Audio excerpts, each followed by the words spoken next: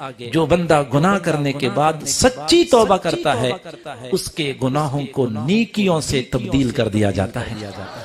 اور اسی پر اکتفا نہیں کیا بلکہ اس سے ایک قدم اور آگے، گناہ تو کر لیا، توبہ کر لی، اب یہ بندہ اللہ کا دوست بن گیا، اللہ کے حفظ و امان میں آ چکا ہے۔ کسی بندے کے لیے جائز نہیں ہے کہ وہ اس بندے کو گناہ کا طعنہ دے دے۔ حدیث شریف میں آتا ہے کوئی بندہ گناہ کرتا ہے، توبہ کرتا ہے، اگلا آدمی اس کو گناہ کا طعنہ دیتا ہے، طعنہ دینے والے کو اس وقت تک موت نہیں آتی جب تک کہ اللہ تعالیٰ اس کو اسی گناہ میں مبتلا نہ کرے۔ طعنہ دینے کا بھی منع کر دیا کہ نہیں اب یہ میرا دوست بن گیا ہے، اس نے سلوک کی ہے، لہٰذا اس کو طعنہ دینا ممنوع ہے۔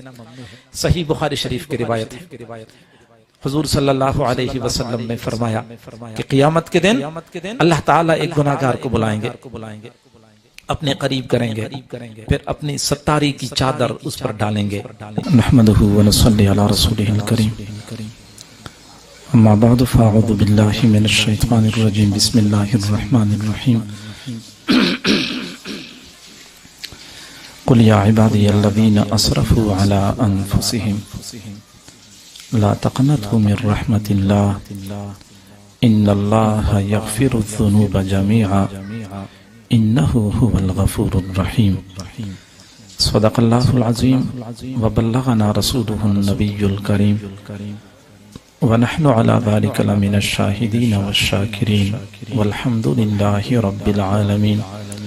اللهم صل على سيدنا محمد وعلى آل سيدنا محمد وبارك وسلم۔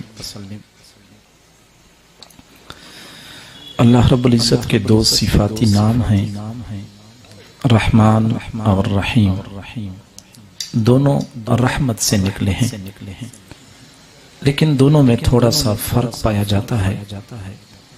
رحمان کا معنی ہے بے انتہا رحمتوں والا، اور رحیم کا معنی ہے اپنی رحمتوں کو بے دریغ لٹانے والا۔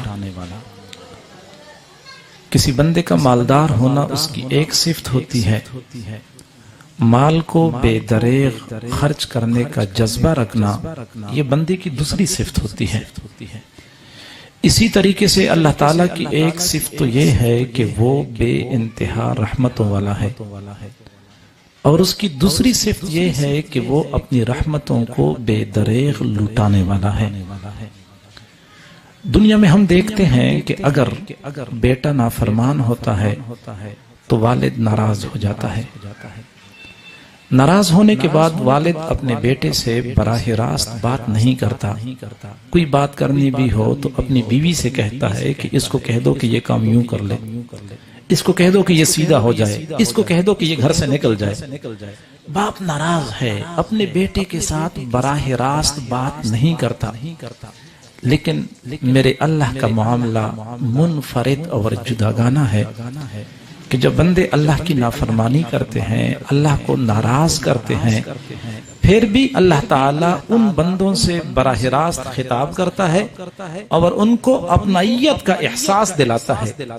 قل یا عبادی الذین اسرفوا علی انفسہم، میرے محبوب آپ کہہ دیجئے یا عبادی، اے میرے بندو، اے میرے بندو، اپنائیت کا احساس دلایا کہ بندے تو تم میرے ہو۔ یہ اور بات ہے کہ شیطان نے تمہیں بھٹکایا ہے، ورغلایا ہے۔ الذین اسرفوا علی انفسہم، ان الفاظ میں ایک اور تسلی دی ہے کہ تم لوگوں نے اگر گناہ کیے ہیں تو میرے اوپر کوئی ظلم زیادتی نہیں کی ہے، میرے پاس آنے میں کوئی عار محسوس نہ کریں، تم لوگوں نے اپنے اوپر ظلم کیا ہے۔ لا تقنطوا من رحمت اللہ، اللہ کی رحمت سے مایوس نہ ہونا۔ ان اللہ یغفر الذنوب جميعا، اللہ تعالیٰ سارے گناہوں کو بخشتا ہے۔ انہ هو الغفور الرحیم، وہ اللہ مغفرت کرنے والا ہے، وہ رحم کرنے والا ہے۔ گناہگار بندوں کے ساتھ خطاب کرتے ہوئے اللہ رب العزت نے اپنائیت کا احساس دلایا، یا عبادی، اے میرے بندو، تم بندے میرے ہو۔ دنیا میں ہم دیکھتے ہیں کہ کئی مرتبہ بندہ کسی ناکردہ جرم میں پھنس جاتا ہے، غلطی کی نہیں ہوتی ویسے الزام لگ جاتا ہے، پھر اس پر مقدمہ بنتا ہے، پھر عدالت اس کو طلب کرتی ہے، پھر بار بار طلب کرتی ہے، عدالت تحقیق و تفتیش کرتی ہے، آخر میں جب تحقیق مکمل ہو جاتی ہے تو عدالت کہتی ہے کہ ملزم پر جرم ثابت نہ ہو سکا، اس لیے عدالت اس کو باعزت بری کر رہی ہے۔ عدالت اس کو بری تو کر دیتی ہے لیکن مقدمے کا ریکارڈ محفوظ رکھا جاتا ہے۔ پتہ چل گیا کہ مقدمہ جھوٹا تھا، خواہ مخواہ کا الزام لگ چکا تھا، لیکن عدالت نے جھوٹے مقدمے کا ریکارڈ بھی محفوظ رکھا۔ 10 سال بعد 20 سال بعد کوئی بندہ آتا ہے اور پرانا ریکارڈ دیکھتا ہے تو کہتے ہیں ہاں فلاں بندے پر بھی اس طرح ایک مرتبہ کیس بنا تھا۔ یہ وہ داغ ہوتا ہے جو عدالت میں کبھی بھی صاف نہیں ہوتا۔ لیکن میرے اللہ کا معاملہ منفرد ہے، جب کوئی بندہ گناہ کرتا ہے تو اس گناہ کے بڑے کے اور ٹھوس ثبوت موجود ہوتے ہیں، انسان کے اپنے اعضاء اس کے خلاف گواہی دینے کے لیے تیار ہوتے ہیں، زمین کے جس ٹکڑے پہ گناہ کیا ہوتا ہے وہ ٹکڑا بھی گواہی دینے کے لیے تیار ہوتا ہے، کرامن کاتبین بھی گواہی دے رہے ہوتے ہیں، یہاں تک کہ جب بندہ گناہ کرتا ہے تو اللہ تعالیٰ بھی اسی وقت دیکھ رہا ہوتا ہے۔ ان تمام تر پکے اور ٹھوس ثبوتوں کے باوجود جب کوئی بندہ گناہ کرنے کے بعد سچی توبہ کرتا ہے، نہ صرف یہ کہ اللہ تعالیٰ اس کے گناہ کو معاف کر دیتا ہے بلکہ اعمال نامے سے ریکارڈ ہی ختم کر دیا جاتا ہے۔ یہ نہیں ہوتا کہ گناہ کے بعد کاٹا لگ گیا، اگر کاٹا لگ گیا تو قیامت کے دن کوئی بندہ بھی اعمال نامہ دیکھے گا، وہ کہے گا ہاں اس نے گناہ کیا تھا بعد میں کاٹا لگ گیا، نہیں، مکمل مٹا دیا جاتا ہے۔ قیامت کے دن وہ گناہگار بندہ کسی بندے کو اپنا اعمال نامہ دکھائے تو اس کو شرمندگی نہ ہو، ریکارڈ ہی ختم کر دیا جاتا ہے، سچے مقدمے کا ریکارڈ ختم۔ بلکہ اس سے ایک قدم اور آگے کرامن کاتبین جو لکھنے والے فرشتے ہیں ان کے ذہنوں سے بھی وہ گناہ بھلا دیا جاتا ہے۔ قیامت کے دن ان فرشتوں کے سامنے بھی بندے کو ندامت اور شرمندگی نہ ہو، بلکہ اس سے ایک قدم اور آگے جو بندہ گناہ کرنے کے بعد سچی توبہ کرتا ہے اس کے گناہوں کو نیکیوں سے تبدیل کر دیا جاتا ہے۔ اور اسی پر اکتفا نہیں کیا بلکہ اس سے ایک قدم اور آگے، گناہ تو کر لیا، توبہ کر لی، اب یہ بندہ اللہ کا دوست بن گیا، اللہ کے حفظ و امان میں آ چکا ہے، کسی بندے کے لیے جائز نہیں ہے کہ وہ اس بندے کو گناہ کا تانا دے دے۔ حدیث شریف میں آتا ہے کوئی بندہ گناہ کرتا ہے، توبہ کرتا ہے، اگلا آدمی اس کو گناہ کا تانا دیتا ہے، تانا دینے والے کو اس وقت تک موت نہیں آتی جب تک کہ اللہ تعالیٰ اس کو اسی گناہ میں مبتلا نہ کرے۔ تانا دینے کا بھی منع کر دیا کہ نہیں اب یہ میرا دوست بن گیا ہے، اس نے سلوک کی ہے، لہٰذا اس کو تانا دینا ممنوع ہے۔ صحیح بخاری شریف کی روایت ہے، حضور صلی اللہ علیہ وسلم نے فرمایا کہ قیامت کے دن اللہ تعالیٰ ایک گناہگار کو بلائیں گے، اپنے قریب کریں گے، پھر اپنی ستاری کی چادر اس پر ڈالیں گے، پھر اس چادر کے اندر اللہ تعالیٰ اس سے بات کریں گے کہ میرے بندے تو نے فلاں گناہ کیا تھا، وہ کہے گا ہاں اللہ میں نے گناہ کیا تھا۔ اللہ تعالیٰ ایک اور گناہ کا تذکرہ کریں گے، میرے بندے تو نے وہ گناہ بھی کیا تھا، ہاں اللہ میں نے گناہ کیا تھا۔ میرے بندے تو نے فلاں گناہ کیا تھا، ہاں اللہ میں نے گناہ کیا تھا۔ اسی طرح کرتے کرتے اس بندے کے بہت سارے گناہوں کا تذکرہ ہو جائے گا، وہ بندہ کہے گا بس میری ہلاکت یقینی ہے۔ ابھی تو بہت سارے گناہ اور ہیں جن کا تذکرہ ہی نہیں ہو چکا، آدھے گناہوں کا تذکرہ ہوا ہے اور ابھی تو بہت سارے گناہ باقی، پریشان ہو جائے گا۔ لیکن اللہ تعالیٰ فرمائیں گے میرے بندے دنیا میں تو نے گناہ کیے، میں نے تجھ پہ پردہ ڈالے رکھا، اب نہ صرف یہ کہ میں تجھ پہ پردہ ڈالتا ہوں بلکہ میں تیرے گناہوں کو نیکیوں سے بدلتا ہوں۔ بخاری شریف کی روایت ہے جب بندہ یہ سنے گا تو کہے گا اللہ میرے تو اور بہت سارے گناہ باقی ہیں جن کا تذکرہ ہی نہیں ہو چکا، گویا کہ ان کا تذکرہ بھی ہو جائے کیونکہ اب تو گناہ نیکیوں سے تبدیل ہو رہے ہیں۔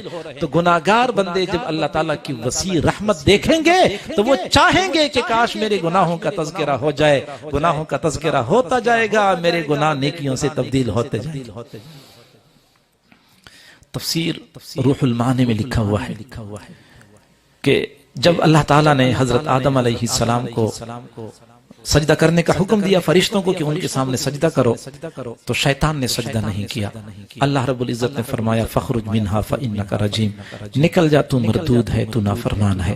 شیطان نکل رہا تھا، لیکن نکلتے نکلتے اس نے ایک قسم کھائی، فَبِعِزَّتِكَ لَأُغْوِيَنَّهُمْ أَجْمَعِينَ۔ یہ تو قرآن میں ہے، اللہ تیری عزت کی قسم، میں اولاد آدم کو سب کے سب کو گمراہ کر دوں گا۔ اس نے گمراہ کرنے کی قسم کھائی۔ اللہ رب العزت نے جواب میں فرمایا فَبِعِزَّتِي وَجَلَالِي وَارْتِفَاعِ مَكَانِي، مجھے اپنے عزت کی قسم، مجھے اپنے جلال کی قسم، مجھے اپنے بلند مرتبے کی قسم، لا ازال اغفر لهم ما استغفرونی، میرے بندے جب تک مجھ سے مغفرت مانگتے رہیں گے میں ان کو معاف کرتا رہوں گا۔ اور شیطان تو نے گمراہ کرنے کی قسم کھائی ہے، میں نے معاف کرنے کی قسم کھائی ہے۔ تو نے گمراہ کرنے کی ایک قسم کھائی ہے، میں نے معاف کرنے کی 3 قسمیں کھائی ہیں۔ فبعزتی وجلالی وارتفاع مکانی، مجھے اپنے عزت کی قسم، مجھے اپنے جلال کی قسم، مجھے اپنے بلند مرتبے کی قسم، وہ اللہ جس نے ہمیں معاف کرنے کی قسمیں کھائی ہیں، ہم اس اللہ کی رحمت سے فائدہ نہیں اٹھاتے تو ہماری اپنی محرومی، اپنی بدقسمتی ہے۔ صرف یہ نہیں کہ اللہ تعالیٰ گناہگار کی توبہ قبول کرتا ہے، بلکہ گناہگار کی توبہ سے خوش ہوتا ہے۔ کتنا خوش ہوتا ہے؟ صحیح بخاری شریف کی روایت ہے، حضور صلی اللہ علیہ وسلم نے ایک مثال کے ذریعے یہ بات سمجھائی ہے کہ جب کوئی گناہگار بندہ توبہ کرتا ہے تو اللہ تعالیٰ کو کتنی خوشی ہوتی ہے۔ ایک مثال سے بات سمجھائی، فرمایا تم میں سے کوئی آدمی صحرا میں سفر کر رہا ہوتا ہے، اس کے پاس اونٹنی ہوتی ہے، اونٹنی پر کھانے پینے کا سامان بندھا ہوا ہوتا ہے، اچانک اونٹنی بدک جاتی ہے، بھاگ جاتی ہے، رسی چھڑا کے چھوٹ جاتی ہے۔ اب یہ آدمی رسی کو پکڑنے کی کوشش کرتا ہے، اونٹنی آگے تیز بھاگ رہی ہوتی ہے، اس آدمی کی رفتار کم ہوتی ہے، چنانچہ یہ آدمی اونٹنی کے پیچھے بھاگتے بھاگتے تھک جاتا ہے۔ اونٹنی درختوں کے اوٹ میں اوجل ہو جاتی ہے اور اس کو اونٹنی نظر نہیں آتی۔ اب چونکہ زیادہ بھاگ چکا ہوتا ہے، زیادہ بھاگنے کی وجہ سے اس کو شدت کی پیاس لگتی ہے، پیاس کی وجہ سے بے تاب اور بے قرار ہو جاتا ہے، دائیں بائیں پانی دیکھتا ہے، پانی نظر نہیں آتا، پانی تو اونٹنی کے ساتھ بندھا ہوا تھا، اونٹنی پانی لے کے چلی گئی۔ اب یہ جب پیاس شدید ہو جاتی ہے تو اپنی موت اپنی آنکھوں کے سامنے دیکھتا ہے کہ میری موت بالکل یقینی ہے، جنگل ہے، بے آب و گیا علاقہ ہے، نام کے لیے کوئی آبادی نہیں ہے، موت کے انتظار میں ایک درخت کے نیچے لیٹ جاتا ہے۔ پیاس کی شدت کی وجہ سے غشی کا دورہ پڑتا ہے، تھوڑی دیر بعد جب یہ ہوش میں آتا ہے تو کیا دیکھتا ہے کہ اس کی اونٹنی کھانے پینے کے سامان سمیت آئی ہے اور اس کے پاس کھڑی ہے۔ یہ جو ہی اپنی اونٹنی کو دیکھتا ہے تو فوراً ہاتھ ڈالتا ہے، رسی پکڑتا ہے، اور جب رسی پکڑ لیتا ہے تو اتنا خوش ہوتا ہے، اس کو تو اپنی زندگی دوبارہ مل گئی، اتنا خوش ہوتا ہے، خوشی کی وجہ سے کہہ بیٹھتا ہے اللہم انت عبدی وانا ربک، اللہ تو میرا بندہ ہے میں تیرا رب ہوں۔ فرمایا کہ یہ بندہ زیادہ خوشی کی وجہ سے الفاظ ہی غلط کر بیٹھتا ہے، کہتے اللہ تو میرا بندہ ہے میں تیرا رب ہوں۔ اس بندے کو اپنے بھاگے ہوئے اونٹ کے واپس آنے پہ جتنی خوشی ہوئی ہے، اللہ تعالیٰ کو اس وقت اس سے بھی زیادہ خوشی ہوتی ہے جب کوئی گناہگار بندہ توبہ کر لیتا ہے۔ اللہ کو خوشی ہوتی ہے، اللہ تعالیٰ گناہگار بندوں کی توبہ کے انتظار میں ہوتا ہے۔ اور صرف یہ نہیں کہ توبہ قبول ہو جاتی ہے بلکہ بعد میں بھی اللہ تعالیٰ رحمت کی نظر سے دیکھتا ہے۔ دو نوجوان آپس میں اسی بات پہ تکرار کر رہے تھے۔ ایک نوجوان نے کہا کہ وہ بندہ جس نے زندگی میں کبھی گناہ نہ کیا ہو وہ اللہ تعالیٰ کو بہت پسند ہوتا ہے۔ اگلے نے کہا نہیں، جس نے گناہ تو بہت کیے ہوں لیکن پھر سچی توبہ کی ہو اللہ کو یہ زیادہ پسند ہوتا ہے۔ آپس میں کوئی بات طے نہیں ہو رہی تھی، دور سے ایک بوڑھے میاں چلتے ہوئے آ رہے تھے۔ نوجوانوں نے کہا کہ ہم ان سے پوچھتے ہیں، وہ ہمیں جو جواب دیں گے ہم دونوں کو تسلیم ہوگا۔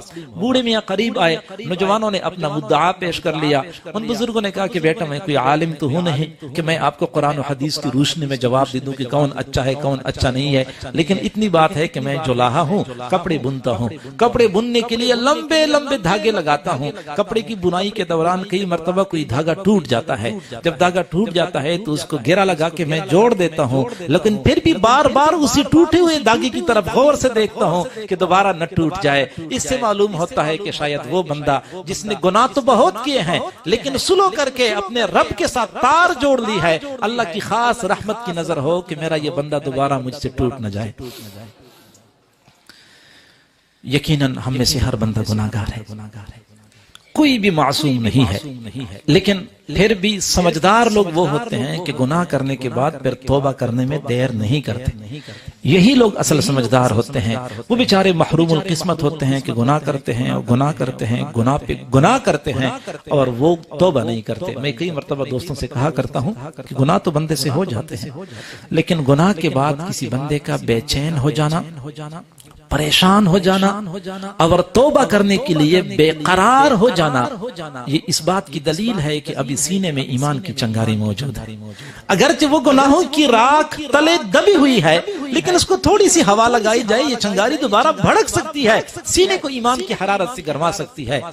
لیکن پریشانی کی بات اس وقت بن جاتی ہے کہ جب بندہ گناہ کرتا ہے اور گناہ پہ گناہ کرتا ہے، اس کو توبہ کی طرف التفات ہی نہیں ہوتا، اس کو احساس ہی نہیں ہوتا کہ میں نے کسی کو ناراض بھی کیا ہے. چنانچہ آج انتہائی افسوس سے کہنا پڑتا ہے، ہم میں سے اکثر نوجوانوں کا یہ حال بنا ہوا ہے، صبح کے وقت گھر سے نکلتے ہیں، شام تک مسلسل نگاہیں غیر محرموں کا پیچھا کر رہی ہوتی ہیں، نہ نگاہ قابو میں، نہ زبان کنٹرول میں، نہ کانوں سے ہم کوئی شریعت کی بات سنتے ہیں.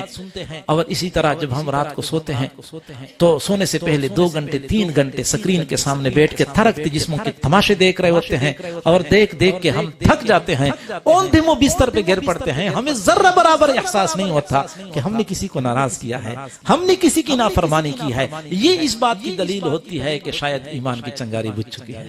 یہ انتہائی خطرے کی بات ہوتی ہے. لہٰذا ہمیں چاہیے کہ ہم اگر گناہ نہیں چھوڑ سکتے تو کم از کم توبہ کرنے میں دیر نہ کیا کریں، فوری توبہ کر لیا کریں، فوری توبہ کر لیا کریں.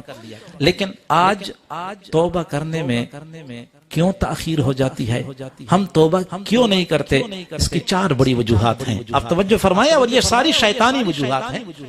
سب سے پہلی وجہ تو یہ ہے کہ کئی مرتبہ شیطان ہمارے دل میں ڈالتا ہے کہ تیرے گناہ کوئی 1-2 ہوتے تو توبہ کرتا، ہزاروں نہیں، لاکھوں نہیں، بے شمار گناہ ہیں، تو کس کس گناہ سے توبہ کرے گا؟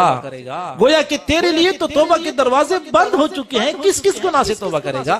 تو میرے بھائیو، یہ شیطانی دھوکہ ہے. ہمیں